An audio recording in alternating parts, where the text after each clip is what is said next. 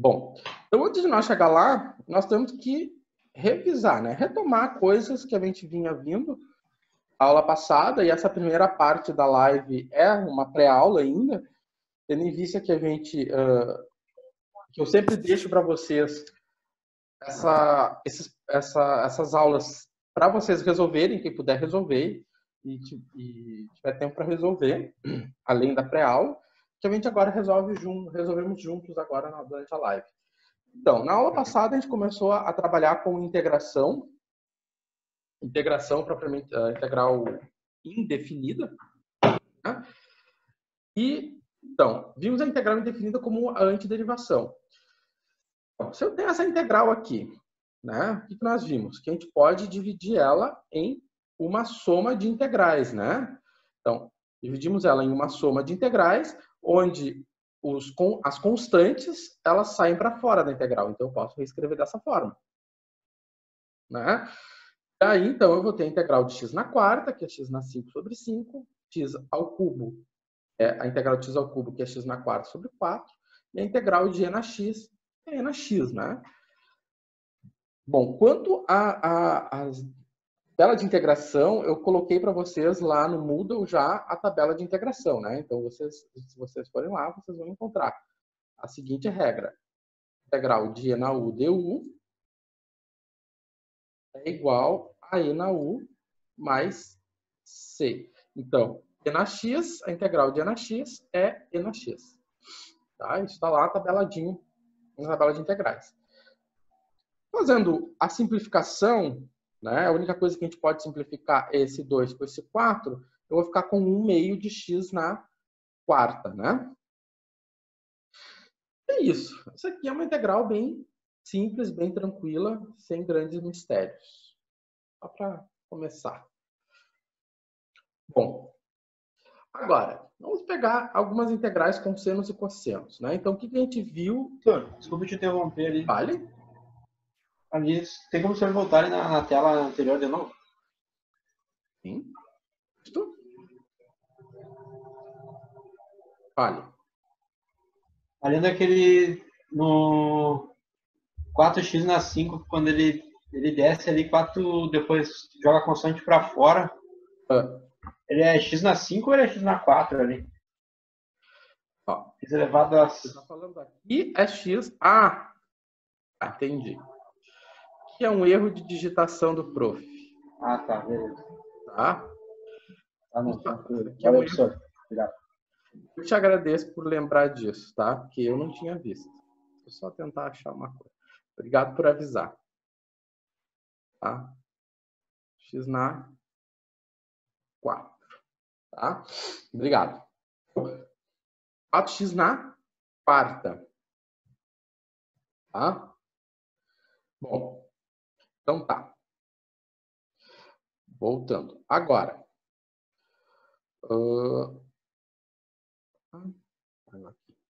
Então tá. Agora pegando aqui com senos e cossenos, né?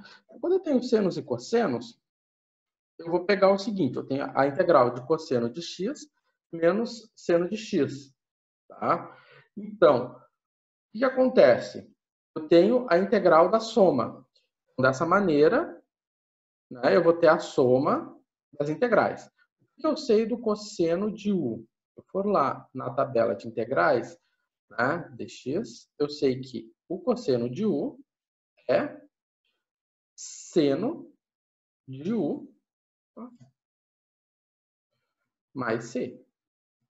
Se eu for lá na tabela de integrais, eu vou ver que o seno, a integral do seno de u du, né, não d, é igual a menos cosseno de u mais c. Lembrando que não é dx, é du, né? Certo? Então, se eu for lá na tabela de integrais, eu vou ver isso. Então, a integral do cosseno é seno. Tá? A integral do seno é menos cosseno. Então, o que acontece? A integral, né, de seno de x dx, ela é isto aqui, ó. Eu chamo bastante atenção, por causa que a integral do seno é negativa, e como eu tenho esse sinal de menos, Né? Então, eu vou colocar entre parênteses, ó, esse menos é esse menos, e eu vou ficar com o menos cosseno correspondente ao que a gente encontra lá na tabela de integração. Dessa maneira, finalizando, eu vou ficar com seno de x mais cosseno de x, certo? Essa aqui também é bem simples. Vamos para a próxima. Então, aqui, vamos pegar uma mais elaborada. Então, aqui. Bom, a gente olha para cá, é uma integral que, a princípio, a gente vai ficar, não sei resolver. Não é uma integral que está na tabela. Mas vamos começar a trabalhar ela. O que é trabalhar ela? Vamos abrir a fração, né? Eu tenho uma fração, né? Essa fração aqui, eu vou escrever ela como uma soma de fração, né? Sempre lembrando que se eu tenho 1 meio mais 5 meios, né? Eu vou ter 2, 1 mais 5. Está fazendo o caminho oposto. Né? Eu tenho uma soma numerador, então eu vou escrever como uma soma de duas frações do mesmo denominador. Tá. Então, o que acontece? Eu escrevi como uma soma de fração de mesmo denominador, e aí então a gente vai fazer a simplificação, né? Aplicar as propriedades da potenciação, né?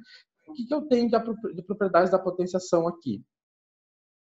Eu tenho x, que divide x ao quadrado, né? Ou seja, se eu simplifico, aqui eu tenho expoente 1, aqui eu tenho expoente 2, né? Então, aqui embaixo eu tenho mais expoentes. Por exemplo, eu tenho x, e aqui embaixo eu tenho x que divide x. Eu simplifico esse x com esse x, vai me sobrar 1 sobre x. É o que nós temos aqui. Então, agora a gente consegue fazer a integração. Vamos ver o que acontece. Quando eu faço a soma, eu tenho a integral de uma soma, eu tenho a soma das integrais. Tá. O que acontece? Aqui a gente sabe, né, que eu tenho aqui, nós temos um formato bem parecido com esse aqui, du sobre u, ou dx sobre x. Eu olhar lá na tabela, fui lá na tabela e encontrei du sobre u, que é a mesma coisa que eu fazer 1 sobre u du, é a mesma coisa. Então, se eu olhar lá na tabela, quem é o du sobre u? Du sobre u é o logaritmo do módulo, né, de u. Então, isso aqui deve ser o logaritmo do módulo de x. Tá? O erro mais comum aqui, né, o erro mais comum, logaritmo do módulo de x ao quadrado. O erro mais comum, né?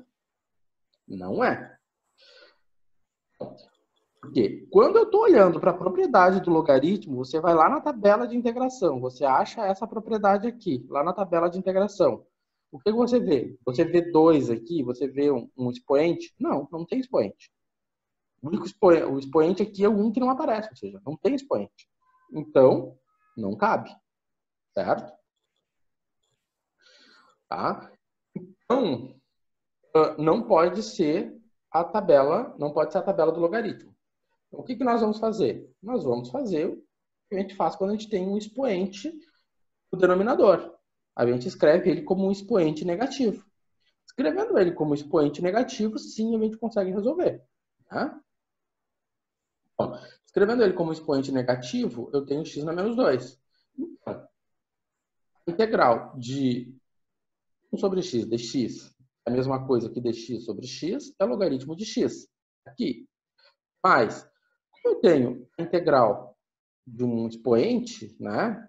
Bom, o que vocês têm lá na tabela? A u na p du, né? É u na p mais 1 sobre p mais 1 mais c. Ou seja, é menos 2 mais 1 que menos 1. Menos 2 mais 1 que menos 1. Né? E aí, então, a gente faz a simplificação final.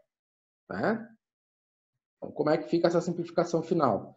Então, esse sinal negativo aqui. O que é o x na menos 1? X na menos 1 nada mais é do que 1 sobre x. E aí, então, nós temos esse resultado final, certo? Então, essa é uma integral que já é um pouquinho mais trabalhosa, mas também a gente diz que é uma integral direta. A gente simplesmente aplica propriedades da tabela. Tá. Professor, Fale. explica ali por que ficou menos 1 embaixo do x sobre menos 1. Deixa eu apagar. Vamos ver aqui. Ó. Desculpa, eu não... Tá. Ó, eu tenho aqui a propriedade. Vamos botar aqui.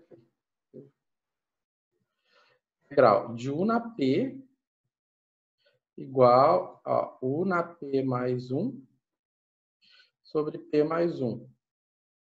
Essa aqui foi lá na tabela e encontrou isso aqui. Então, o que acontece? O teu U corresponde ao X. Na próxima aula, tu vai entender por que eu falo no U e não falo no X. Tá?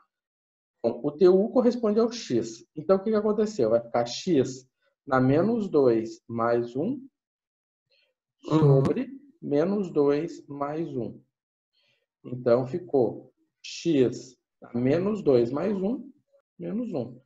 Menos 2 mais 1, menos 1. Isso aqui. Entendi, senhor, entendi. Tá? É o P ali, é o P embaixo, entendi. Exatamente. O P mais 1. Tá?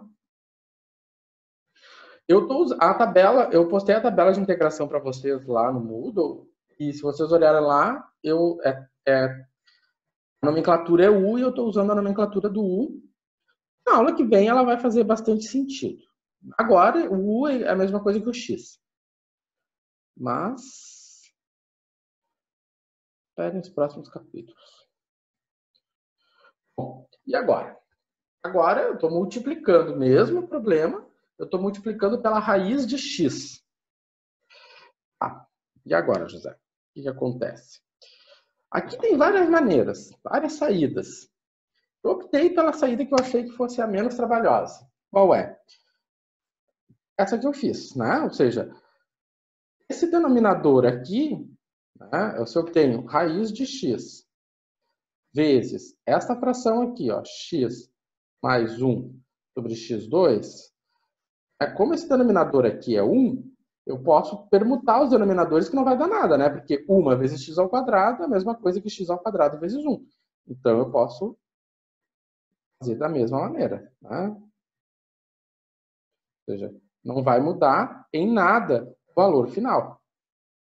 Tipo, se eu tenho 5 sobre 2 vezes 3 sobre 7, o resultado final de 5 sobre 7 vezes 3 sobre 2 é o mesmo. Foi o que eu fiz. Ou seja, simplesmente troquei os denominadores. Para que isso? Para que eu fiz essa troca? Eu sugeri essa troca.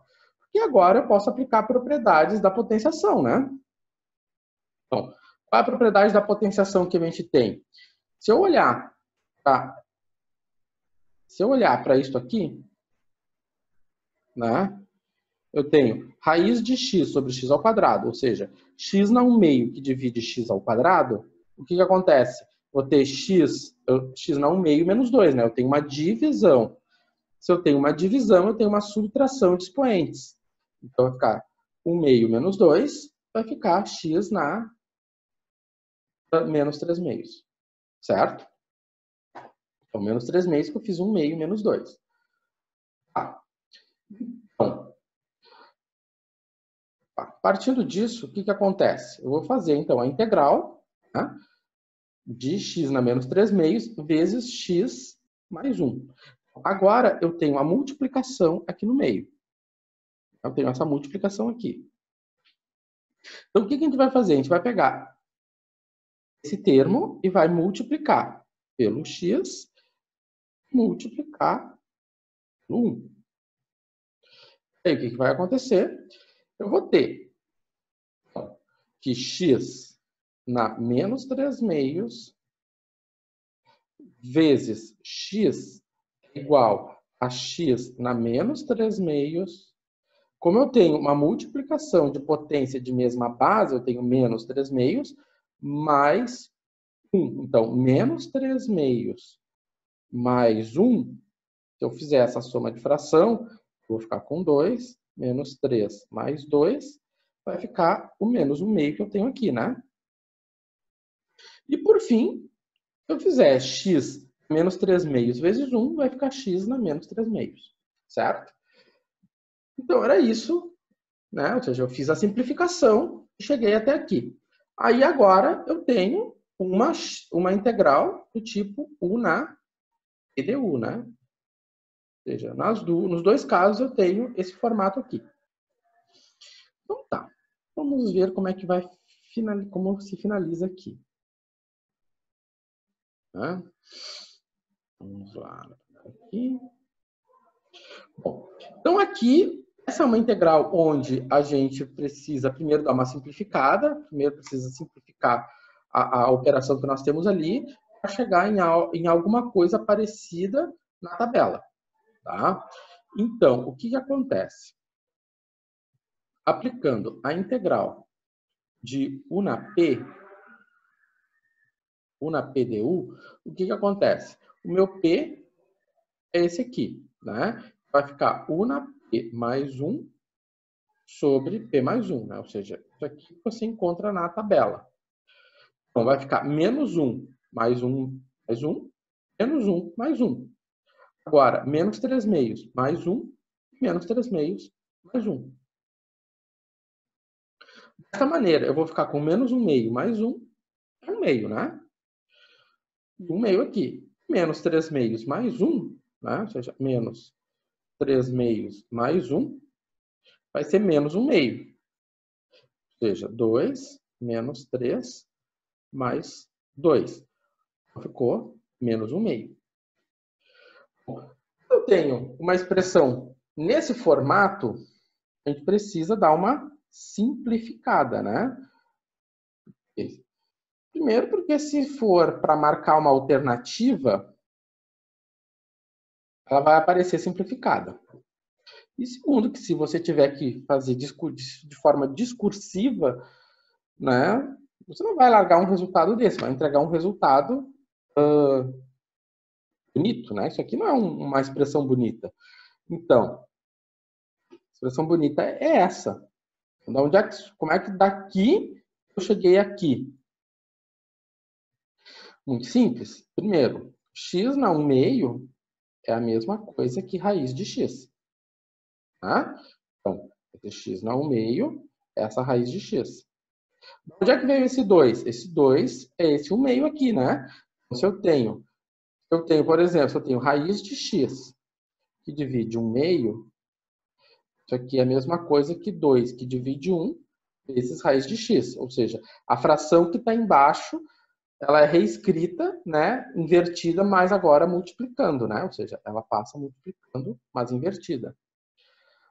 Agora, se eu tenho x na menos 1 meio, né, então eu vou ter 1 sobre raiz de x.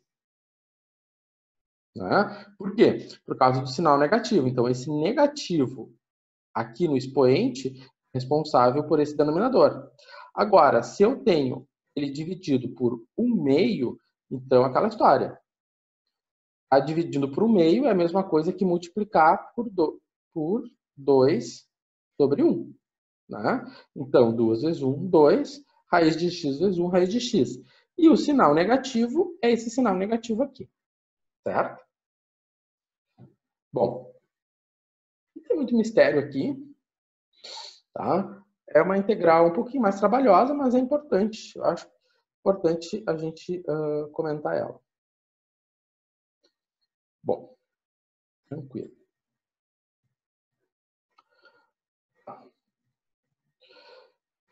Agora vamos começar resolvendo alguns probleminhas. Esse é um problema clássico de taxa de variação, né? E eu resolvo esse problema praticamente todos os anos, né? Para introduzir a integral definida e também para a gente resolver problemas de taxa de variação. Tá. Então, tem um reservatório, né? E esse reservatório ele fornece água, né, a uma taxa constante. Olha só que interessante isso. A uma taxa constante. A palavra que essa que eu grifei aqui é bem importante. É uma taxa constante de 4 galões por minuto, entre as 8h30 e as 9 horas da manhã. Quanta água o reservatório fornece nesse período? Gente, isso aqui é muito simples. Se a taxa é 4 galões, né? É 4 por minuto. Porque você tem um valor constante. É 4 galões por minuto. Né? Quantos minutos isso aconteceu? 8h30, 9 horas. 30 minutos. Então, minuto simplifica com minuto. 4 vezes 3, 120 galões. Tá? Tranquilo. Sem mistério. Resolvido o problema. Tá? Mas isso tudo é por quê? Porque a minha taxa ela é constante. Você tem uma taxa constante. Ter taxa constante é uma benção. Nós vamos equacionar isso como uma integral. Olha só que simples, né? Vamos fazer uma integral disso. Primeiro, o que é uma taxa de variação? O que é uma taxa? Toda taxa, né? Taxa é volume por tempo, galão por minuto. Uma taxa, ela pode ser reescrita como dV/dt, ou seja, como uma derivada. É a derivada do volume em relação ao tempo. Né? Então, é isso que é a taxa que nós temos aqui. Só que essa taxa ela é constante, ou seja, dV/dt é igual a 4. É um valor constante. Muito simples. Então, se dV/dt é igual a 4, como é que eu posso reescrever o V?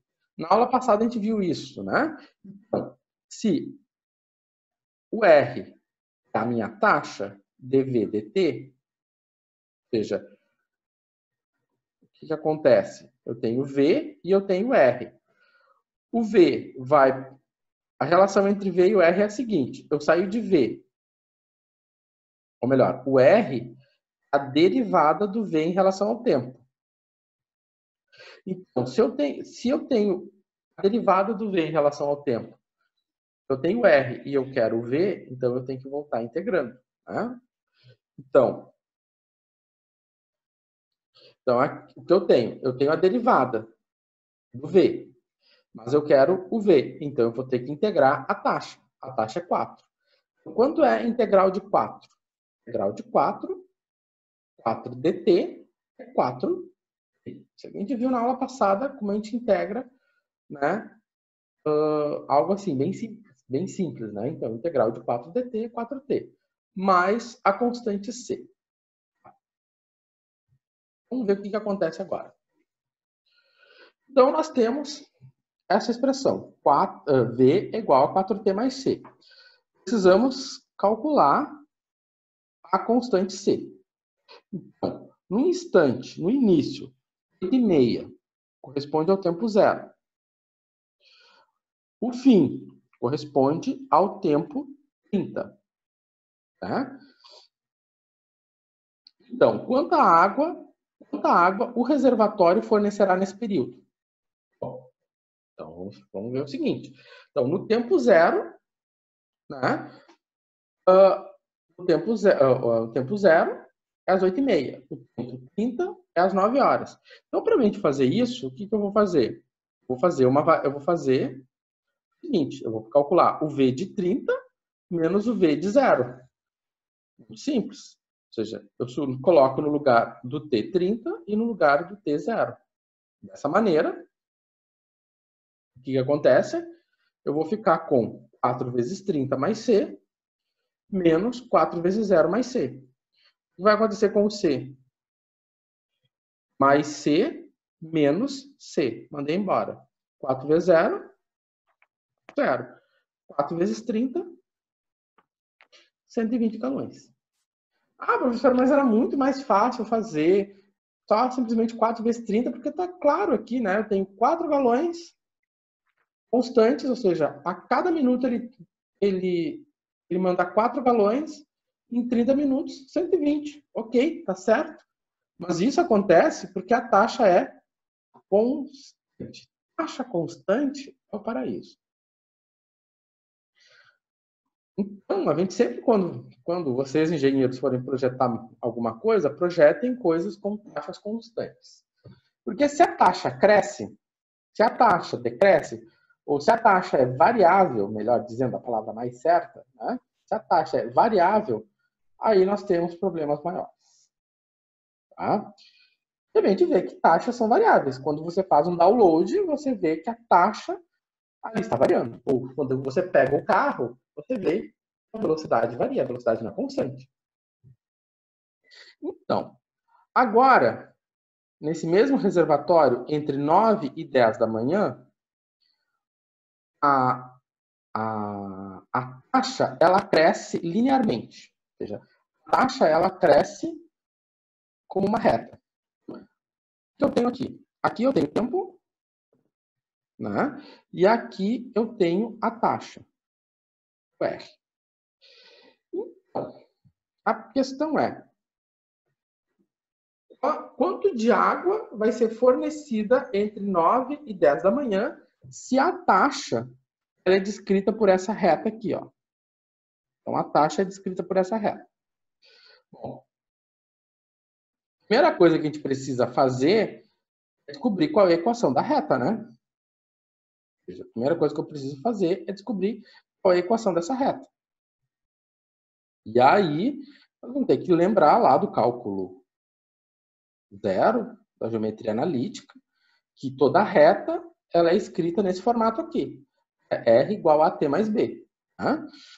Onde o A é a declividade e o B é o coeficiente linear. Ou seja, a intersecção com o eixo vertical. E essa intersecção com o eixo vertical está clara, né? Ela acontece aqui, ó, em 4. Né? Ou seja, aqui em 4, né? A intersecção com o eixo vertical. Portanto, a gente já conhece quanto vale B. Então, B vale 4. E o A? Bom, o A é o coeficiente angular. Né? Ou seja, é a variação de R, né, dividido pela variação de E.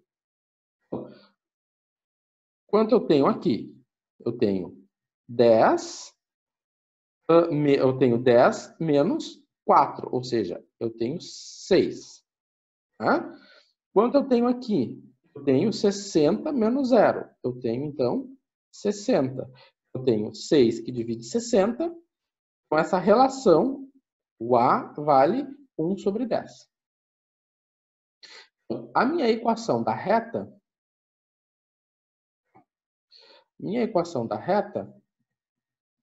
agora é esta, né? A equação da reta agora é essa aqui. Então, a minha reta é 1 sobre 10 e mais 4. Então, tá. Então, eu sei a expressão que descreve essa reta. Essa equação aqui, tá? Ela descreve perfeitamente essa reta. Agora, alguma coisa que eu não comentei, mas alguém deve estar se perguntando, tá, mas por que ele está colocando de 0 a 60? Porque o instante zero nesse período agora, porque ele mudou o período. Então, se ele mudou o período, eu vou criar um outro sistema de referência. Nesse sistema de referência, eu estou dizendo que às 9 horas é o instante zero e às 10 horas é o instante 60. Por quê? Porque a minha medida é galão por minuto. Vamos complicar. A gente podia fazer galão por segundo, mas vamos fazer por minuto. A gente tem números mais bonitos, vamos dizer assim, né? Bom, então aqui está a minha reta. A equação que descreve essa reta. Então, da mesma maneira como nós tínhamos anteriormente, o volume é integral da taxa, o volume é integral da taxa, e a minha taxa ela é descrita por essa reta, né? Então, o que eu tenho no lugar do R, eu vou colocar a expressão, né? 1 sobre 10t mais 4. Tá. Fazendo a integral, o que acontece? Fazendo a integral, eu tenho 1 sobre 10. Volta ali só um segundo, por favor. Bom, o que houve aqui? No lugar do R, eu coloquei 1 sobre 10t mais 4. Tá? E aí, então, eu vou fazer a integral. Vai ficar 1 sobre 10 ao quadrado sobre 2 mais 4t. Isso. Obrigado, professor. Nada. Então, o que aconteceu aqui? Então, ficou 1 sobre 10, t ao quadrado sobre 2, mais 4t, mais c. Então, quando eu faço a simplificação, vai ficar 1 sobre 10 vezes t ao quadrado sobre 2, fica t ao quadrado sobre 20.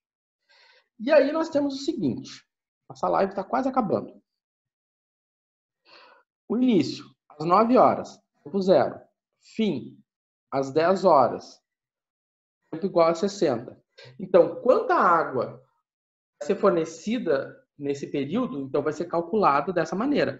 A água no tempo 60 menos a água no tempo 20. Ou melhor, no tempo 0, desculpa. Água no tempo 60 menos a água no tempo 0. E aí, nós temos o seguinte, né? Então, eu tenho essa expressão aqui. Então, o volume é essa expressão. Faço a substituição. Simplesmente substituo. Simplesmente substituo. Né? 60 no lugar do T, 0 no lugar do T. Quando eu faço a continha, né, eu vou ter o seguinte, eu vou ter o C e o C vão embora, né? Porque vai ficar C menos C. Embora. Isso aqui é 0. E agora vai ficar 60 ao quadrado sobre 20 mais 4 vezes 60. Fazendo essa continha, temos então 420.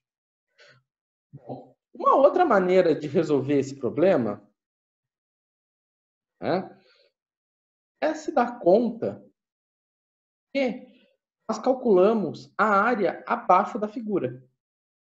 Ou melhor, abaixo da curva. Eu tenho a curva. O que nós fizemos foi simplesmente calcular a área abaixo da curva. Então, o que vocês vão fazer agora, nesse intervalinho?